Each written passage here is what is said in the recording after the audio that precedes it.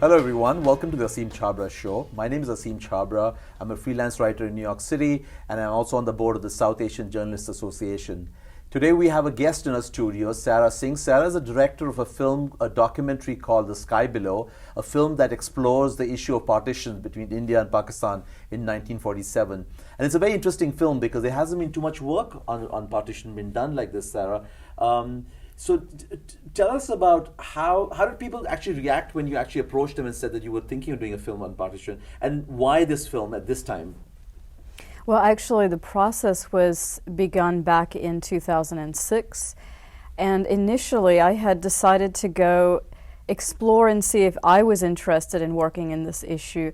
So get a little footage, try to explore it a little bit, make a trailer, raise the money, that kind of thing. I suppose a very typical process, but what ended up happening was I realized very quickly that this is a very dynamic issue, and if one could complete it within a certain time frame, then it would be ready for the 60 years in 2007, and that was basically my framework. Initial reaction was interesting because on both sides I had a very different reaction. In India, it was very much this like, you know, well, why are you bothering to do that? Hasn't that been done before kind of thing?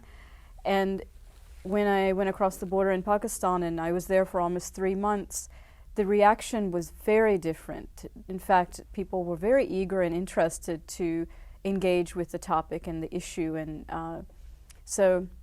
and then once the film was made and I did screenings in India and Pakistan, the audiences were also very eager to watch it. There wasn't this sense of like, you know, oh, well, hasn't that been done before? I think people recognized the value of not only exploring the issue, but the recorded oral histories and that aspect of it as well. I guess there was also a sense of urgency because you do have some people who are like 80, 90 years old in I think both India and Pakistan sides who you weren't sure how long they would be live actually to be able to get their oral histories. I think was important to you. Mm-hmm. And that must have been quite fascinating to talk to these people and to ask them to relive. I remember a Sikh character, of course. I mean, very touching stories he tells. What was that like, talking to these people, really? It takes incredible stamina because, I mean, as we're doing here in the studio, you know, you have cameras before you, you go through this process of setup and all that. So part of the process for me, being one person, not having any other crew, was you have so many things that you're thinking about at the same time, from the technical, the creative, the journalistic side, and then you're listening to people talk about very intense, emotionally, politically charged issues, and in some respects their own experience, not just their thoughts on the topic, but something that they've lived through, survived, witnessed. So yes, I mean, sometimes you walk away from that and, you know, you've absorbed such intensity and, you know, over a period of time you recognize how much it's built up inside of you and that, you know, you need that sense, that time to kind of decompress from that. You grew up in this country. You were born in India, I believe, but your mother is American and your father is from India. Going back, first of all, do you think people in some ways opened up to you because you were sort of an outsider? If you had been from India, for instance, would the Pakistanis would have been more open, or vice versa if you had been from Pakistan, perhaps? How did you feel in terms of people opening up? I mean. Well, actually, it actually really served me that two things. One, that I wasn't raised in an atmosphere with sort of an automatic sense of Pakistan or Pakistanis, or for that matter, Muslims being the enemy or the other. So I wasn't raised with that. So that really kept me very open as far as not having that kind of knee-jerk or very sort of deep wound that has been sort of transferred to me through my family or growing up on the other side of the border. So that kept me open. It kept me in that sense of discovery and and also, as I said earlier, being one person, it lends a certain kind of immediate intimacy. I mean, you don't have all these people sort of moving around, adjusting this, adjusting that light. I mean, you just kind of very quickly set up, and you know, you're like we're sitting here having very straightforward conversation without all the other sort of production elements which would take away.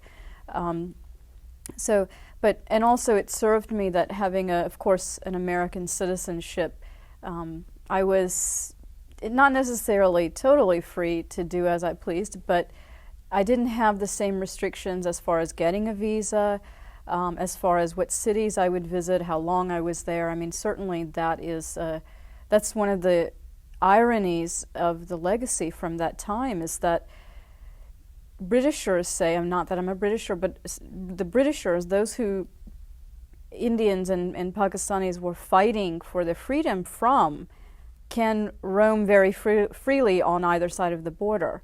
But Indians and Pakistanis themselves cannot, easily go across each other's border.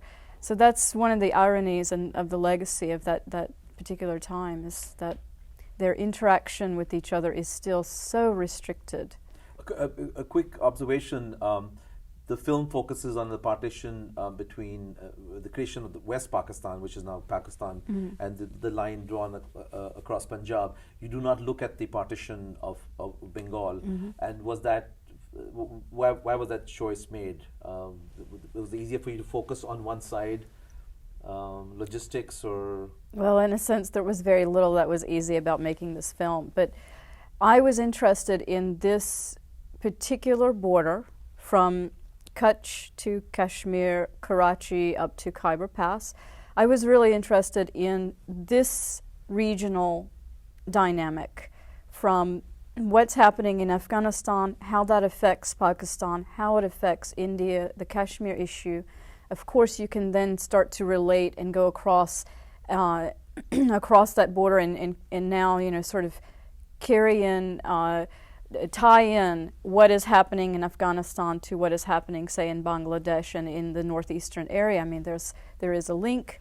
But for me, I was interested solely in this region, in this northwest region, and to really bring it into this side of the subcontinent at that point within that. It was really just much too expensive. And what happened in Bangladesh and what was East Pakistan, there were, first of all, the history at the turn of the 20th century was very different to, say, some of the history that was happening on the western side.